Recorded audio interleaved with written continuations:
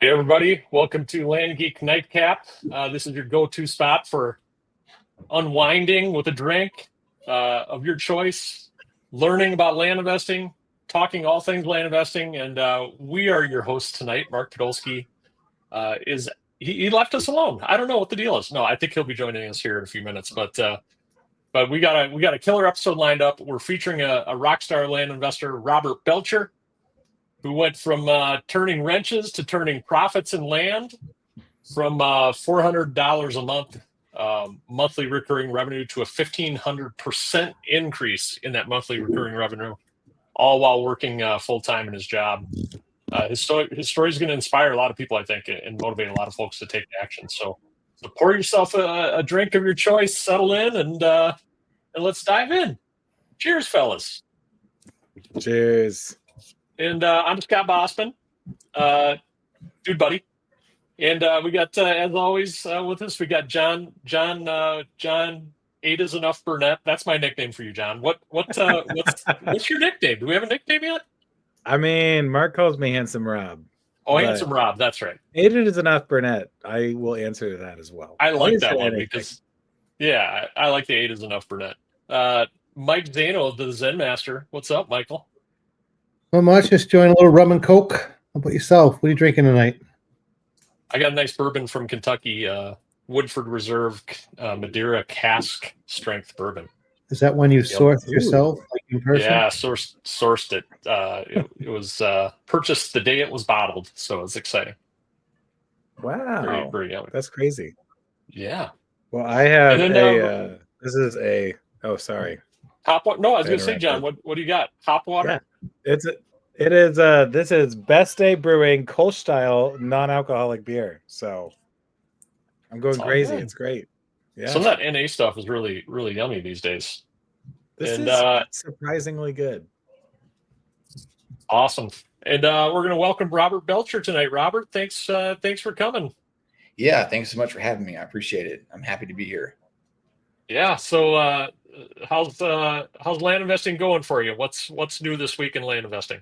Well, just got back from coaching live, learned a lot, super motivated. I've got a few properties in the pipeline. I'm trying to get bought and hopefully sell some this week. Nice. Awesome. Well, we call these the spotlight shows, right, Zano? The Land Geek Spotlight. We like to feature successful clients every now and again. There are a lot of them, but we wanted to have you on tonight. So Robert, I think if you, oh goodness gracious, if you wouldn't mind, share a little bit about your background, how you came to find land investing, and what initial steps you took to get involved. Yeah, so I found land investing through a podcast that's completely unrelated to land investing. It just had a guest on there that was a land investor, and it got me thinking.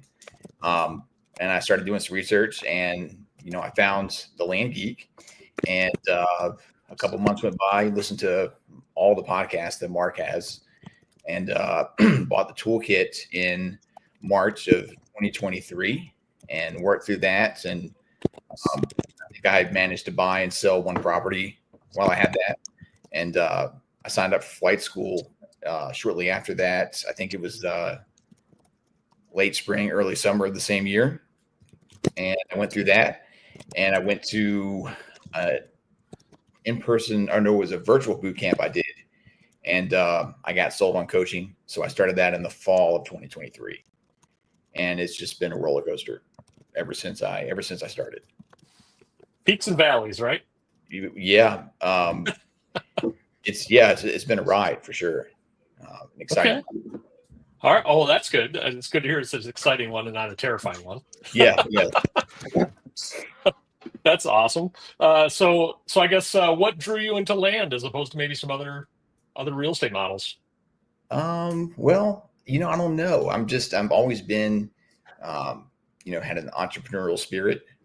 Even in my past job, my family owned a franchise. What turned me on about land investing was that I could do it part-time and the passive income that you can build over time, that, you do the work once and then you get paid for, years. And it's repeatable.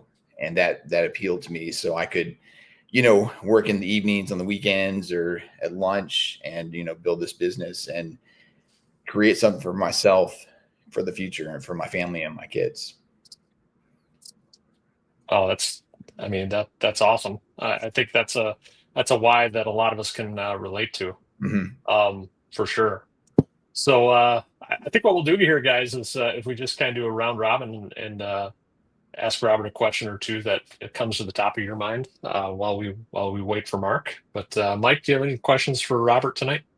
Yeah, thanks for joining us, Robert. A lot of people, when they start something new, and particularly land investing, there's the fears, the uncertainties, and the doubts. I wonder if you had any and how you initially overcame them, starting something new like this. You mentioned your family had a franchise in the past, perhaps that gave you a little bit of a leg up, already, having run a business, but just curious on your thoughts. Yeah. So I think when I started, I had all the fears.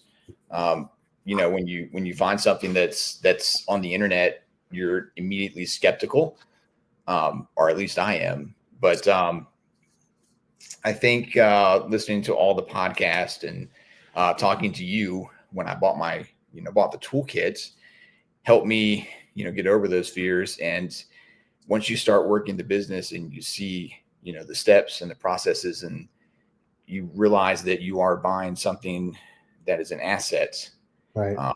That if everything were to go bad, you still have something that you could sell for a profit. So it did take me very long to get over the fear. Oh, excellent. That's helpful. Thank you. John, what do you got for Robert? Yeah, so I guess my question is kind of tied to that. But if you could send a message back in time to Robert Belcher early on in land investing when you were just getting started, what would you say to yourself? Two things. Number one, start 10 years earlier. And number two, buy more land faster, and don't wait. I think we all say that to ourselves, right? Like, how many of us, like, I was 40 when I found this. Mike, you're what, 40, 42, something like that? Yeah, we're on 40. Yeah. John, you're a young guy. I was little. I was a little baby. No, I was I was, let's see, 27. Oh my God. Okay. When I found it. Yeah. Yeah. And Robert, how old were you when you found it, if you don't mind me asking? I was 40. Yeah, 40. So same as me. And I get jealous whenever I talk to somebody who's 30. Today I chatted with a young gentleman named Nate. He's 20. He's 19 or 20. He's a sophomore in college. He plays hockey in college. He's a business major, and he just he just learned about land investing.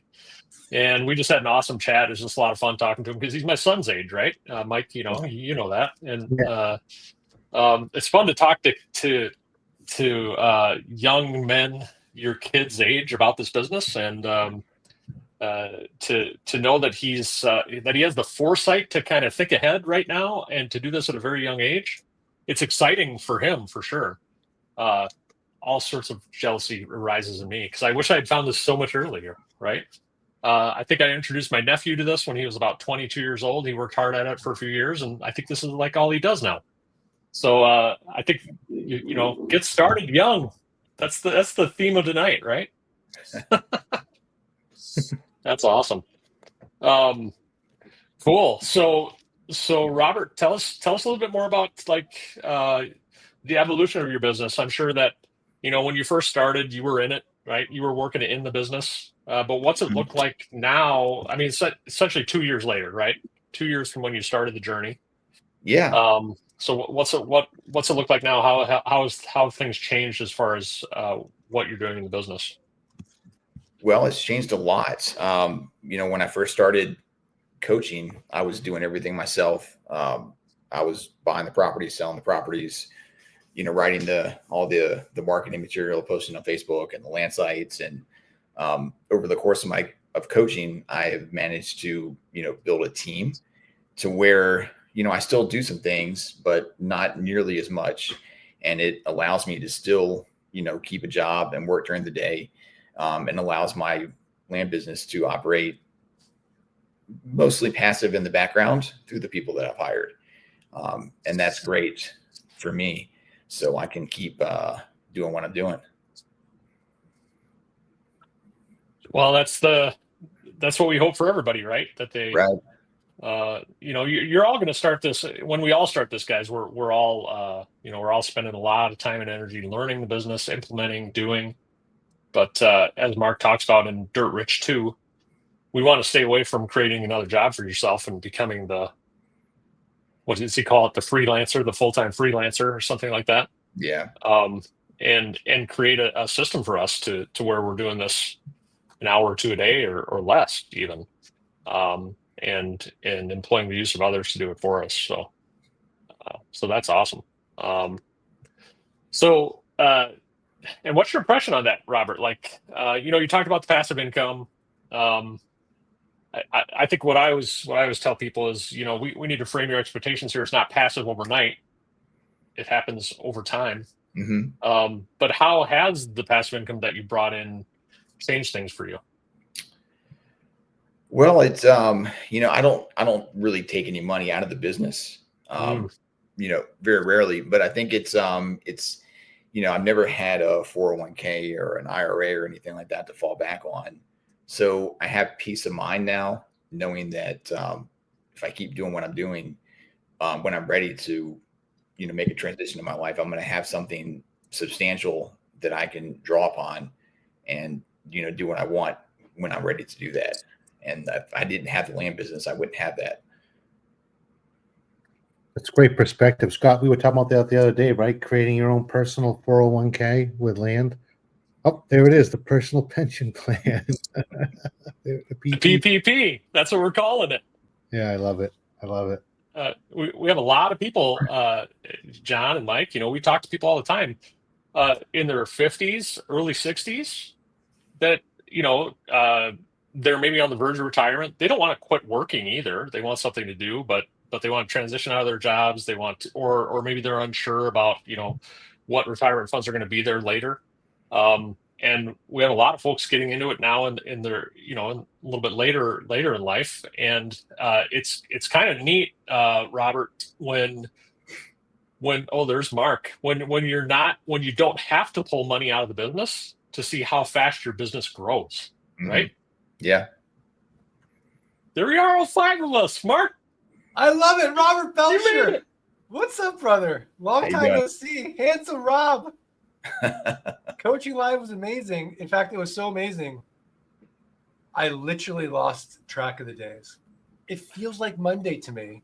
It's a long story, but I'm on a walk. I was wondering.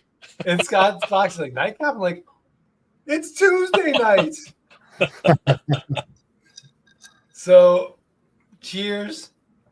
Sorry, Cheers. I'm so late. Cheers. If you're early, you're on time. If you're on time, you're late. But if you're going to be late, be really late, like obnoxiously late. Yeah. So you I assume Robert is dropping pearls of wisdom. He's dropping pearls of wisdom. He was just talking to Mark about how he's not taking a lot of money out of the business, and his business is growing. Growing quickly as a result of that. I think, for some of us when we're doing this, we have to take money out as we go to pay off bills, right? To pay ourselves a little bit, but we have a lot of people in the business, Mark, getting into this in their 50s, early 60s, and treating it as almost like a personal pension, venture. Yeah, absolutely. And when you're cash flowing the way we cash flow, it is a great PPP, which is really fun to say. So, right? Is that a Zanoism now? It was a Bosmanism. Is that a Bosman thing? I love it. All right. Zano's wearing off on me. Yeah. So he's wearing off on me. It really is. I mean, I say this all the time. It really is the best passive income model for so many reasons. but we don't talk about the whole retirement aspect of it and how this is sort of like this fine wine business. The longer you're in it, the better it is. And then you hit that point in life where, like I think about John 20 years from now, 22 kids, right? He's going to want to have a compound, on the lake, and he can just kind of piddle, and he's got his PPP paying for all the kids and the grandkids. And it's just this perpetual money machine that continues to grow because you've got your team, you've got your systems, your processes, and the machine just keeps going. That's the way I look at it. I think we all, for sure. So, well, Mark, since you arrived to the party, we won't say late. You're the land geek. You can do what you want. Thank you. Yeah. What questions do you have? What questions do you have for Robert? We're getting a lot of background noise from someone. I don't know who that is. It's got to be John and the kids, right? I think it might be me. I have many kids. I'm gonna go on mute. Okay.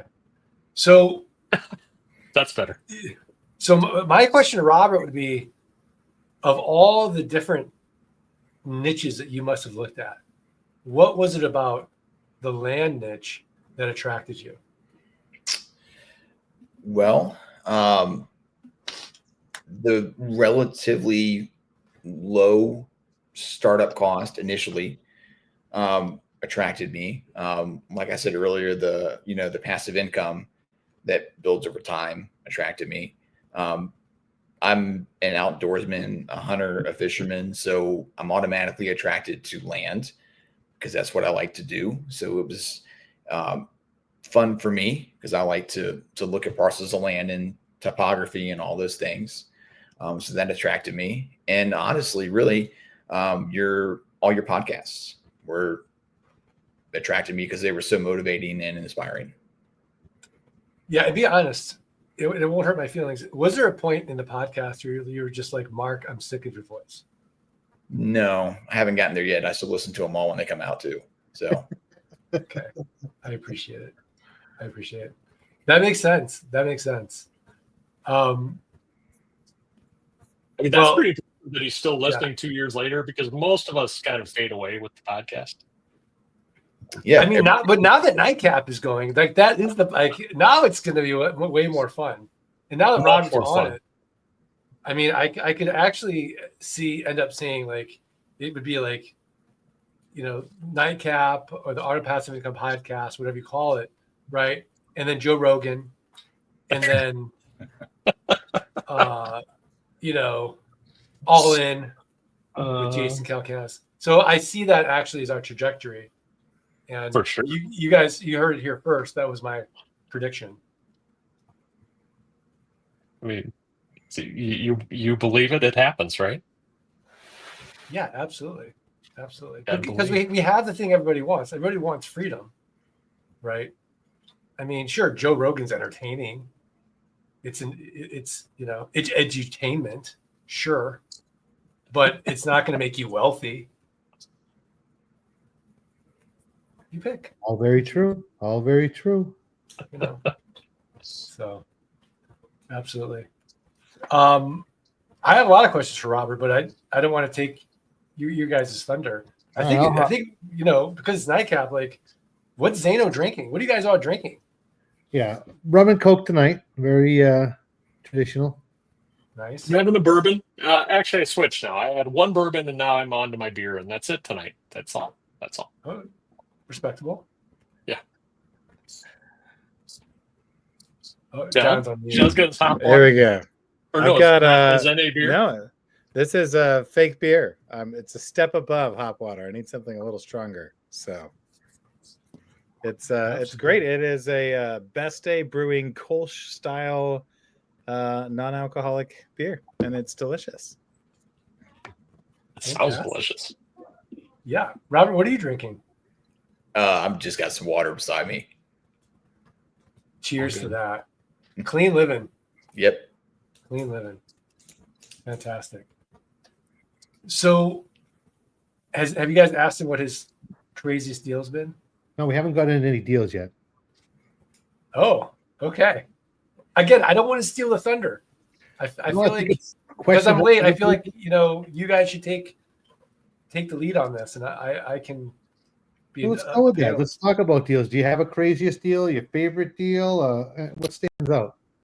I guess craziest deal is, I had a property that I sold to somebody in Arkansas, and maybe I didn't do the best job of telling them they couldn't live there. So that's what they did. And they wreaked havoc in the area to the point the neighbors called me and complained about whatever they were doing.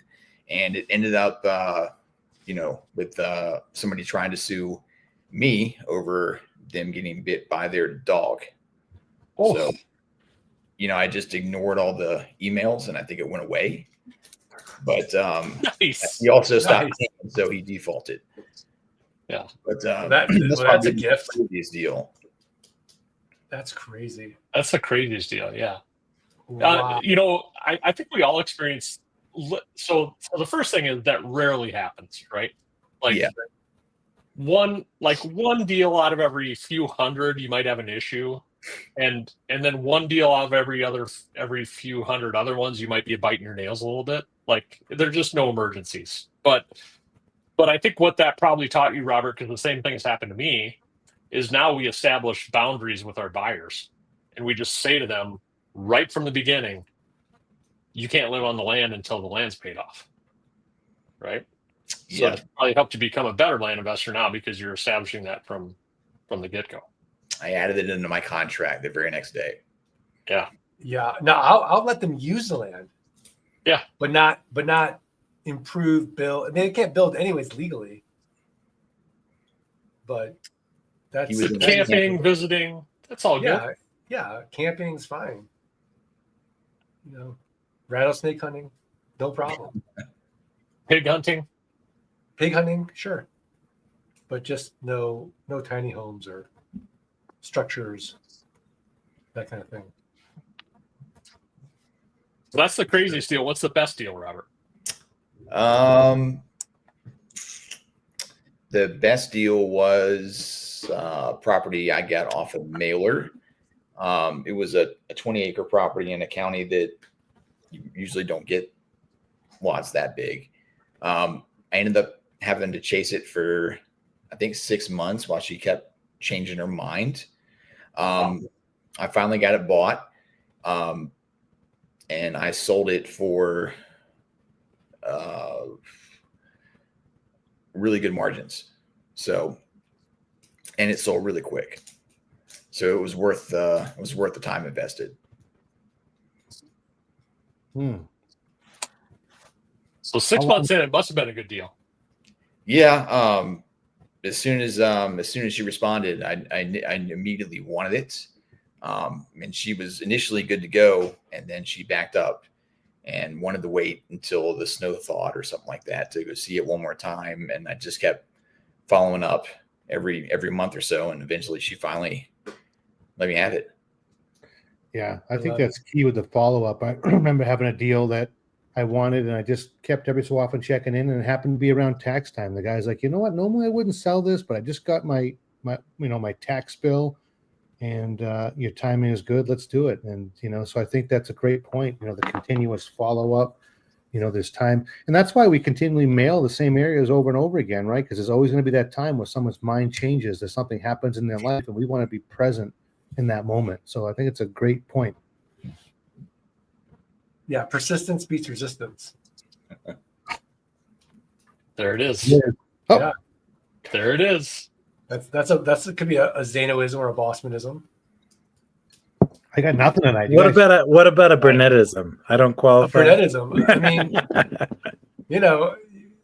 yeah. What would be a Burnettism? I don't know. I mean, I've had about one Bossmanism on these podcasts ever. So, I mean, Mike's way ahead of I us. think the PPP is going to live on for quite some time. That's definitely a Bossmanism. No, I actually did. I need to give credit where credit is due. Someone did say that on a call one time, and I said, "Can I steal that from you?" And he said, "Yes, you can steal that from me." So, and then when we say What? Say we're going to say PBR. We're not. It's not. No one's going to throw you a beer. It's persistent. PPP me ASAP. PPP. Yeah. Not pass the ribbon. No, persistence beats resistance. Persistence beats resistance. I gotcha. Yeah. Ro- Oh, I like that. Absolutely. I'm curious. What would be the time, Robert, where you really felt like, yeah, this is going to work out? Was it your first deal? Like when did that transfer of confidence come? Was there a moment you could think of when that happened? Yeah, I was right around the time I sold my first or second property. Okay. That was the proof of concept that got me going with the rest of the process.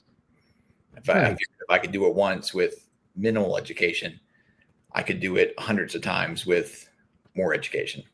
Yes. Mark always talks about that, right? Rinse and repeat. If you can get one done, there's really no limit, So, well, that's awesome. Yeah. What was your education track? Toolkit, followed by flight school very closely after, and then coaching shortly after that. Okay. How long did you spend in the toolkit? Maybe a month. Okay. What was it like? What was it like, Robert, going from like kind of the DIY to like getting that support? Was there what did that look like? So the toolkit was great because I didn't know anything about land investing. So it kind of gave me access to all the tools and then, an overview of the processes. And flight school got me buying more property. That's what it did for me. It got me mailing. And then when I started coaching, that's when the growth and the scaling took place. Awesome. You need some sound effects there, Mark. I know. Sound effects there. Yeah. Oh, that's awesome. I think something's kind of interesting with this conversation because, I think we should touch on this because Robert's doing something a little different. Like he's decided he wants to continue working because he likes working, but he's growing this business. Did you say he likes working? Robert, what do you like to do? I like my job. I changed jobs recently, and it's a new challenge. I enjoy it, and I don't want to quit. So I going to keep doing the land business, of course, but I want to do both. Wow. That's amazing. So I can have money now, and then I can have later money. Yeah. So like he's still achieving financial freedom while maintaining his job and doing what he likes to do. That's fantastic. And there he is building the PPP. That's the whole. Yeah. That's pretty awesome. You got this firebox. Everything's just combusting. It's all fueling itself and growing and all the time. Mark, you say it all the time. You don't have to outsource something that you love. In the same token, you don't have to quit your job. You can just just have extra money, have extra security, have more wealth, or have more sense of peace of mind, or whatever it might be. No, absolutely. Our big joke is when you get your intake manager and you get that first taste of freedom, that colors are more vibrant and food tastes better. But I think that once you have a certain level of passive income, your energy is different when you're going to a job because you really don't have to put up with anything that you don't want to. And people feel it. Like that power dynamic is gone. And so it's great when you love your job, but every job has its, the who moved my cheese kind of thing. And then when they do move it, you're like, no, this isn't the way it's going to be because I don't have to do it. And they're like, oh, okay. And like everything kind of changes. It's a very different feeling when you don't have to do it, but you want to do it. Kind of like Bossman and PT. Like he likes to go in, but he doesn't have to. Robert, do you feel that way? I do. The land business allowed me to switch jobs and kind of take a leap and take a chance that I wouldn't have done had I not had something that I could fall back on if I needed to. So it did allow me to pursue another opportunity that I've turned out to enjoy. That's amazing. Okay, let's play a game. All right, let's do it. All right, Zane. All right, Burnett. One of his kids, right? One of the 22 goes, gets their degree and goes to work for Clorox or Procter & Gamble. And they're a little cubicle and they're doing their thing. And they call up Uncle Robert. And they're like, what's your advice? What should I do? What would you do? Granted, of course, they could ask their dad. But let's just pretend that, they're in that phase of life. They don't want to listen to mom and dad anymore. They want to call Uncle Robert. What would your advice be? How old are they? Well, they're very young, but we'll assume in this scenario that they're 22, 23. Oh, well, I would for sure tell them to listen to some Land Geek podcasts so they could, start at a young age and create some financial freedom for themselves early in life so they could make some massive changes and things that they wanted to do. Okay, same scenario. They're 40, midlife crisis. Oh, well, same answer. Just had to do it quicker. Okay, I like it. How about fashion advice for Zeno? Am I the only one distracted by the shirt? Because you got the busy pattern plus the tat sleeve. Yeah. What would your advice be on that? I don't know if I'm really fit to give fashion advice, honestly. I don't dress myself, so you can't give me any advice.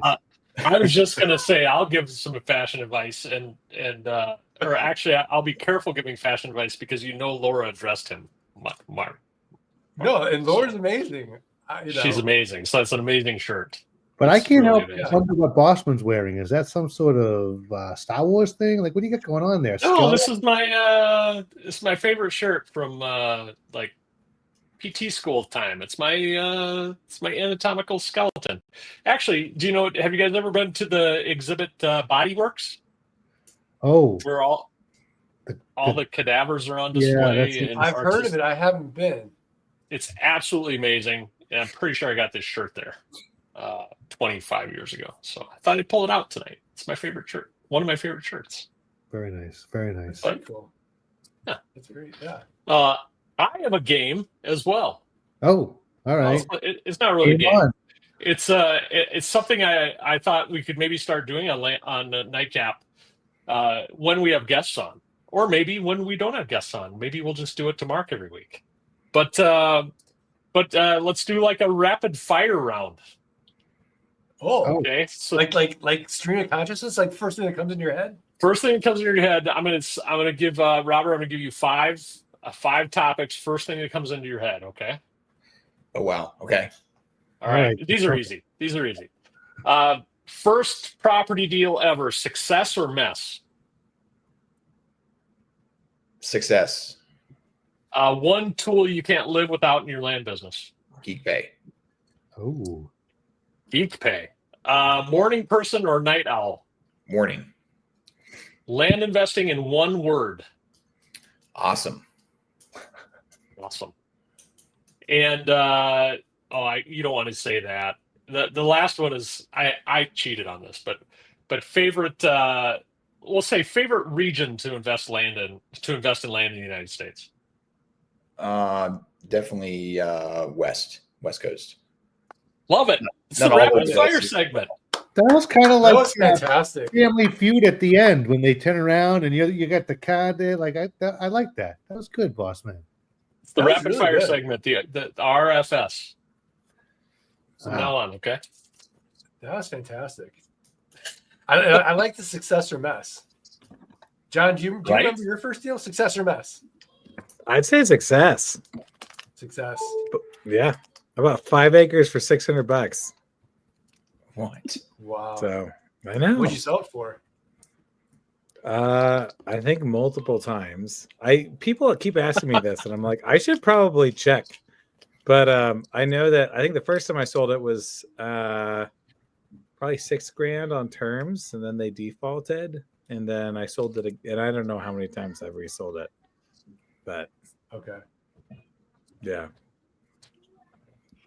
I mean, how many Success. messes have we had? Percentage wise, let's do that. Mark, you've been doing this the longest.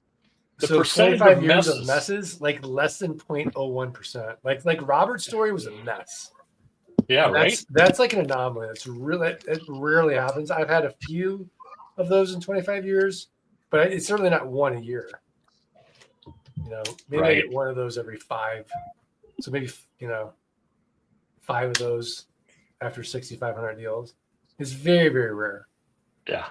But when they happen, you remember them. They're hilariously terrifying stories. Oh man. Yeah.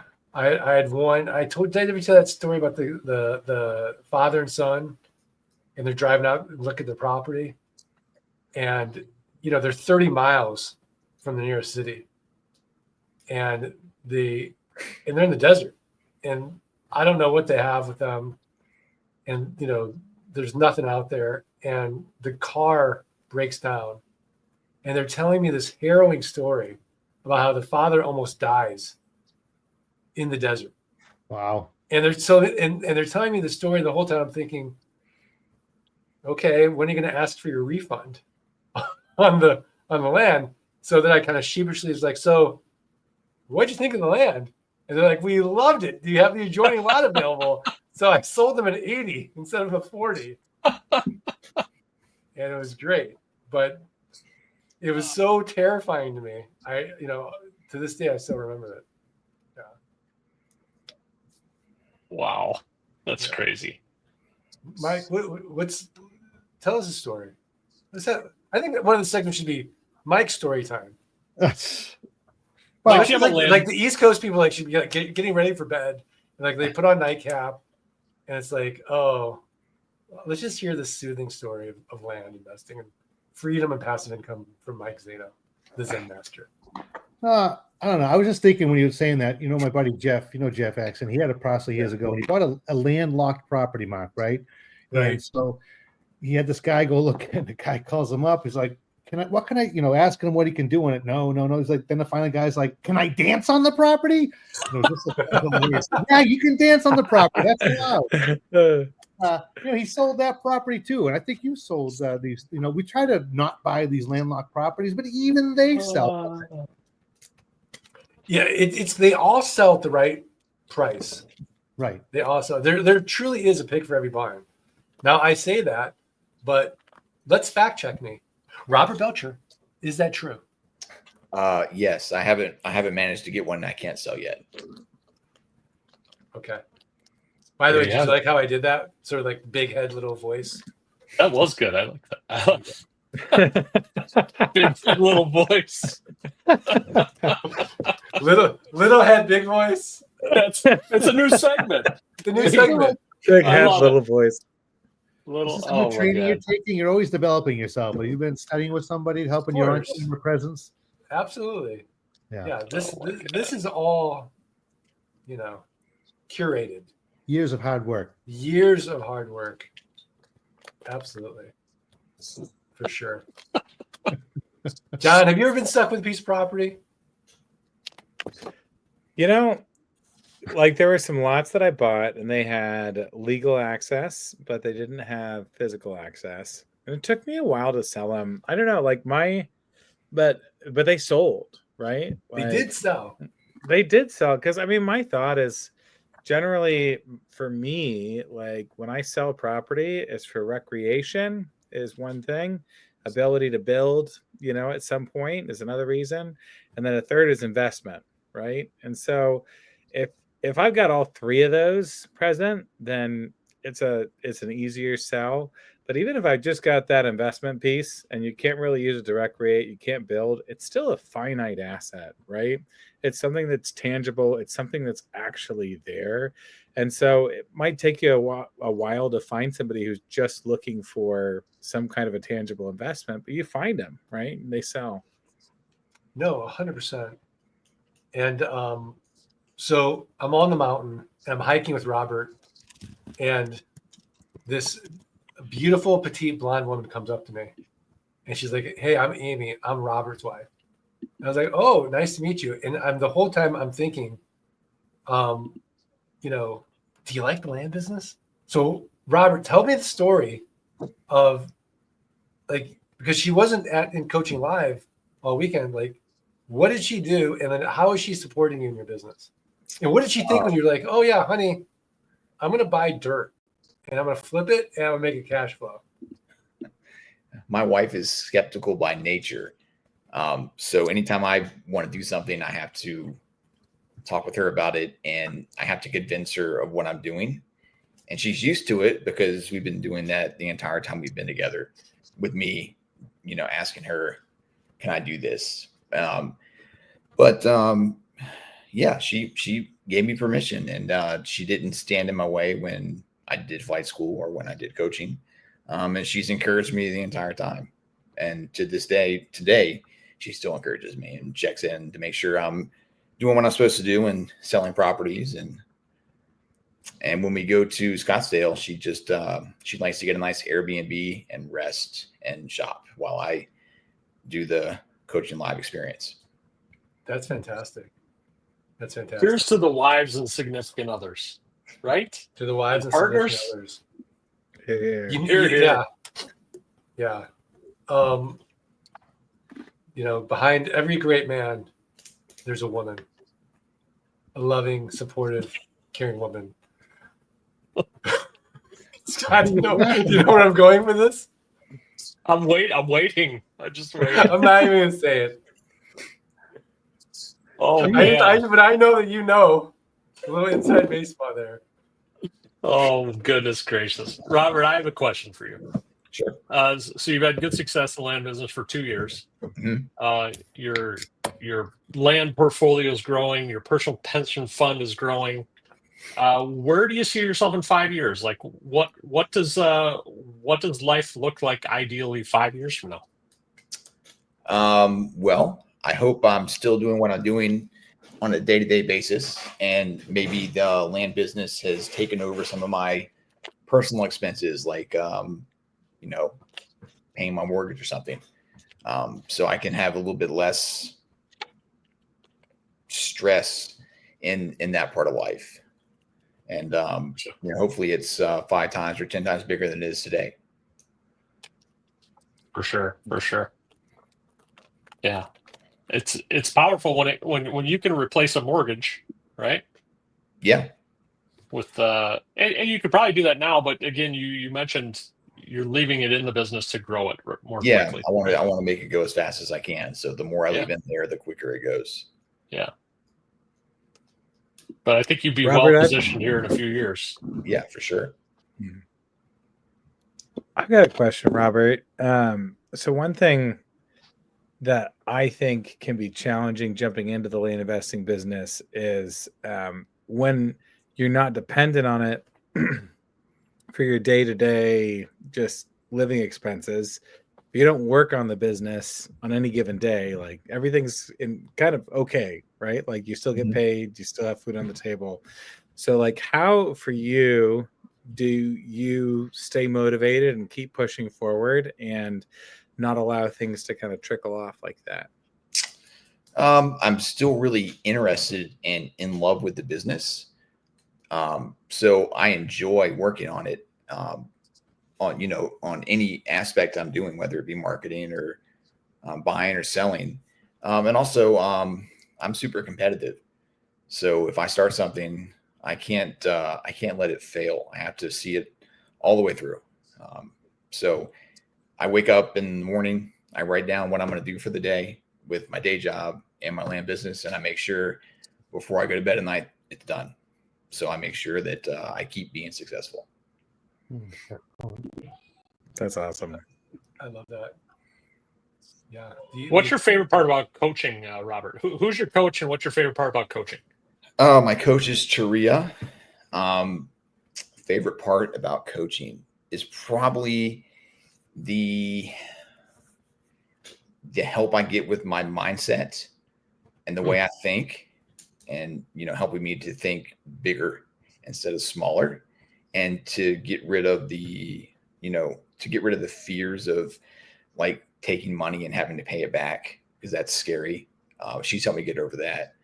And also she's super techie and I'm not. So that's also been a super big help. Yeah, Tari is a gem.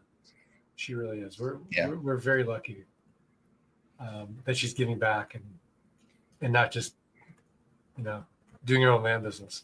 Yeah, for sure. And coaching. That's amazing. That's amazing. I feel like I want to ask Mike more about the shirt, but I think we should just keep asking Robert questions. Oh my God. Yeah, the shirt's nice. It's a nice shirt. We gotta have the Harrises on. Wait, Mike, you're on mute. Let's get them both on. All right, I admit it. I dressed There he myself is. today, and that's why I'm wearing this funny shirt. Oh, There There it it is. is. There it is. Dragged it out of me. All these years, I've never seen that shirt. She gave me a look and everything today. When I'm like, what? What? Well, it's from 1990. I'm just cleaning out my closet. To my defense, I really don't know where all my clothes are, so I just went in and grabbed something. I didn't know. You don't know where your clothes are. Well, not all of them. Like they're in they're little spots for everything. It seems, they're all organized, but I don't know the way of the organization. So I just kind of reached up. Oh, No, I like it. But getting back to Robert and then mindset, because I'm so distracted by Mike. It's like, yeah. if someone were new to land business, or they're listening to this nightcap episode, what would be your advice to them based on the last 2 years of what you've learned? I would say that as long as you follow the model and buy properties at the right price, there is no reason to be scared or timid. As long as you follow the steps, the process works. And anybody can do it. You don't have to be special because there's people out there that'll help you do the things that you're not good at. Yeah, absolutely. What do you think about the community aspect? I mean, let's just pretend John's not listening because he was actually at Coaching Live, unlike Scott and Mike. But Ouch. you guys we're missed. It's like you were there. You were there in spirit, and you guys will be at the Dirt Ridge Summit. We'll be at the next one. Yeah. So talk a little bit about the community and what that is like. The community is great. I'm a pretty big introvert, so social conversations aren't my forte. But people still come up and talk to me and check on me, email me about how I'm doing and offer support. And that's not something that I'm used to. So the community is great and everybody has an abundance mindset and wants to help one another. And I think that's very valuable. Yeah, no, so true. I think I was just saying, Mark, Robert hit something, all right? He gave a pearl of wisdom when he said he sets a list and he gets it done each day. I think sometimes people try to do too much or they think that, but if you just do a little bit each day and you get it done, I think that's a real recipe for success. And that's something that, you pointed out, Robert, you set your tasks for the day and you get them done, right? And it's amazing how much that can cause in terms of growth over a long period of time, just setting those small daily tasks and getting them done each day. Yeah. If I don't write it down, I'll forget. So that's what I do every morning. And Robert, when you're writing it down, are you putting it on digitally or are you putting it in a calendar? Are you doing a notepad? No, I actually have a planner. I don't know if you can see this or not. It's Grant Cardone 10X planner. And it's got a thing in there where you can write down your goals and your tasks and your successes for the day. And I use it every day. I've got like 6 of them. I love it. You actually had Grant on your podcast years ago, didn't you, Mark? I did. And it's funny because on that podcast, I was kind of hazing him about exactly what Robert was talking about, writing down his goals. No joke. And he was like, all right, let's race. you type it, I'll write it. And he showed me, he wrote writing was more effective and faster because, I was sort of projecting onto Grant that I don't like my own handwriting. And I'd rather type it. He's like, this is better. So it was cool. That's awesome. Yeah, that was on the Best Passive Income Model podcast. But Ages ago. Ages ago. Yeah. Is that Robert? You said that you don't go to bed until it's done. Is that like an actual rule for yourself? Do you stay up until you get your thing done? I try to. Yeah. I mean, I'm not going to say I'm 100%, but that's my goal. And I'll do it throughout the day and try to get as much done. I don't want to work in the evening if I don't have to. But sometimes it doesn't work out that way. Yeah. So of all the habits or all the because that kind of makes me think of like James Clear and Atomic Habits, which one would you say that you write down moves the needle the most for you? I think for me, it's I write my goals down in the morning and in the evening, and some of them are short-term goals and some of them are long-term goals. And I think writing down those long-term goals twice a day kind of keeps it focused for me. And that's more of a big picture goal. So it helps me keep everything in perspective and remind myself that I got to keep moving and grow this thing so I can get where I want to go. I love it. And when you're working on your goals, is it something that you talk with your spouse about? Is this something that is a company goal, an individual goal, a family goal? It's a mix of everything. I have fitness goals. I have personal goals, mindset goals, business goals, just, all kind of stuff. It's a mix of everything. In the past 2 years, can you give us sort of a concrete example of a goal that you set and then achieved? And what was that like? Yeah. So when I opened the franchise with my father in 2012, I said that we would grow it from 0 to $1 million center. And we ended up doing that in like 6 years. So that was a pretty lofty goal I set that I achieved, not by myself, but as a team with my dad. That's awesome. Robert, That's great. One of the things you said that was really interesting is the idea of writing down those goals every single morning and every night, including some of the bigger ones, right? Like I found in my own life, it's easy to set long-term goals and then you revisit it like at the end and you're like, oh yeah, that's right. That's that goal that I set. With that goal that you mentioned, was that something that you were revisiting like every single day or periodically? What did that look like? I mean, I revisit it twice a day when I write it down. Wow. And that one of the long-term goals is for me to move my wife to Scottsdale because that's where she wants to go. So I have to find a way to be able to afford that. And that's the land business. That's awesome. It's where everyone wants to go. Don't tease. Don't say it unless you mean it. Don't tease. I mean, I did leave Coaching Live and I was like, this would be a pretty good place to come on vacation with 6 kids. It really would be. Yeah. Yeah.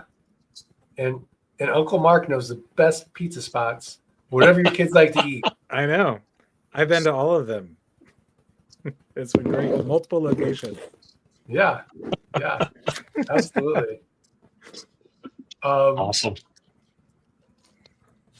Scott, it looks like we have a question. Yeah, what I don't know if we touched on this at depth, but Robert, what's your day job? Who wants to know? My day job is in home improvement sales. So I'm a traveling salesperson. I live in my car and I visit people's homes and sell them a roof or some windows or some siding. And I like it. It's fun. And I have freedom of schedule because I'm 1099. So if I'm not in somebody's house, I'm in a Starbucks trying to buy some land or sell some land. That's awesome. Well, so and Chris has a as a practical land question, maybe Robert, you can give a little advice. So Chris has sent 500 mailers with no responses. How do you keep the faith that this will work? What advice would you give Chris? Well, sometimes it takes a while to get responses. It depends on the county. Some people, I've mailed some counties and it's been super quick, and some of them take 6 weeks. But there will be responses. Usually about the time you start receiving the yellow letters back is about the time people start calling. Awesome. Mike, you mentioned last week or the week before, with mailing, consistency is key, right? And then the consistency will give you data. It's almost like you got to diagnose what the issue is with the mailing. If 3 months down the road you have no responses, we got to sit there. We got to talk, right? We got to figure out what's going on. But 500 mailers, I can anticipate maybe it's been a month or so. What advice would you give him, Mike? Yeah, well, I think I've said this before on here. To me, it's the consistency. Consistent mailing produces deals. Consistent marketing produces sales. You send out, not all of my mailers crush. Some of them don't produce that well, but some of them produce extra well. So, but you average it all together, they all do really well. Just like some ads crush, and some ads fall flat on their face, but the consistency brings the deals. It's the old analogy that I gave about the we have this Christmas parade up here. I think I told you guys, and it's like, they got these people that push these carts and sell old pretzels that are stale and popcorn and toys, godly overpriced, and say it's a mile long parade route. If they work 100 yards, that's equivalent to 500 mailers going out. And how many pretzels are they going to sell? They might get lucky and but more often than not, they have to walk all the way down, all the way back, and finally they wear people down. And finally they buy the pretzels, they buy the can, and they sell out. But if they had just walked a little bit, 500 mailers or 5 ads out, maybe they get lucky and sell a couple, but probably not. But their consistent efforts always produce. So I keep that in mind as a visual aid, right? So yeah, Chris, you sent out 500 mailers, no responses, but you just got to keep mailing, right? Like Robert said, all of a sudden they're going to start coming, right? They're going to start coming in, and then you're going to have what Mark used to always say, right? More deals than you can handle.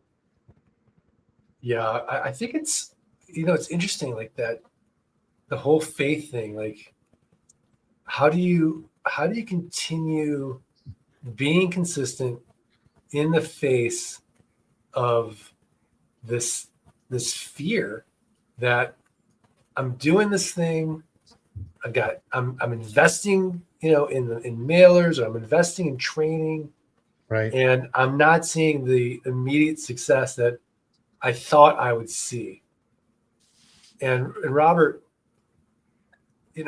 how do you keep the faith? Because we've all gone through those dips, and intellectually, like, I know Mike is right. Like, I just head down, consistently keep doing it, I'm going to come out of the dip.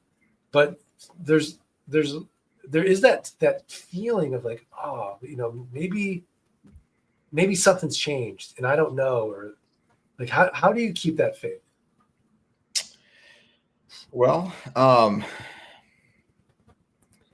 mean, when you mail, some things do change, and sometimes prices go up, and maybe you didn't offer enough.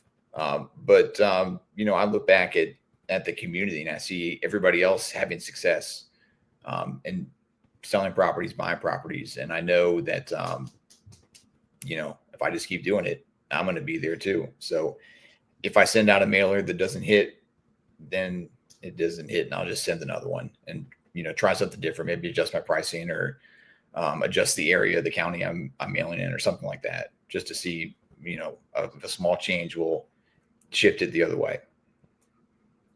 I love that. Do you guys feel like that's sort of the power of that community?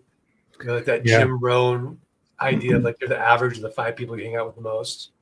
So if this community, you're hanging out with these people and you see, handsome Rob's closing deals left and right, I can too. Maybe not as many as him, but eventually I'll get there. I think the community is huge. I think that what Robert said. You lean on the community. You're surrounding yourself with people who are having success, who have also struggled, and that gives you that's where the faith comes from, right? That these people have gone through that as well, and it's believable, it's real, and it's relatable, and you can push yourself through that dip, knowing that you can come out on the other side like everybody else did as well. And I think it's important too, like, you send out 500 mailers, you don't get any responses. And you look over at this guy, he sent out 500 mailers and they're starting to come in. It's important to not be overly comparative, right? Like, everybody's on a different journey and they're doing different things, but you can talk to people who sent out their 500 mailers and they didn't get any responses, just like you, right? Like, other people have been through the same thing. And then it went gangbusters, right? And so you want to be in the community, not worry about who's getting further, faster, or anything like that, but just continuing to push forward. No, 100%. I mean, if you're going to compare, just compare your shirt to Mike's, and then you get a little dopamine hit. I think I'm going to wear odd shirts every week from now on. That's. I mean, I think I definitely won the shirt contest tonight for sure. Yes. I think Robert, being our guest, should really be the one to judge. Oh, I mean, sure. Well, once again, not being a kink fashion, I think everybody looks great. There it is. Oh man, There it is. Politics. But I'm definitely going to have a crazy shirt each week now. I think it's a great little team. I'm going to look for. I'm going to see what we're going to talk about next week here. Let me look at the nightcap agenda. We're fancy now. We have we have an episode agenda and all that stuff. Awesome. Yeah. And Robert, thank you for coming on tonight. I think it's really, helpful for people to hear, just your story and, what you're doing and how you're approaching it. I think it's unique. I think that it's inspiring and certainly helpful to people out there who are considering like, hey, maybe I'll do this. And then, you're relatable. Maybe they relate to me or Scott or Mark or John, or they relate to you. So the more people they see, the more diverse people they see doing it, the more that, we're going to help other people take the step and make some big improvements. I appreciate you having me. I was excited when Scott asked me to come on. All right. Yeah. Thank you, Robert. Thank you, Robert, very much. It's inspiring, for sure. We'll have you on again sometime. And next week, this is good. This is a great topic. Next week, we're going to talk about the beginner's roadmap to getting your first sale. Oh, nice. That'll be a really great topic next week, I think, for getting newbies to their first deal. I love it. By the way, Robert just private messaged me that he likes my shirt best. So I'm just gonna. Yeah, I mean, honestly, Sorry, Rob. Yeah, I don't think Robert would do that.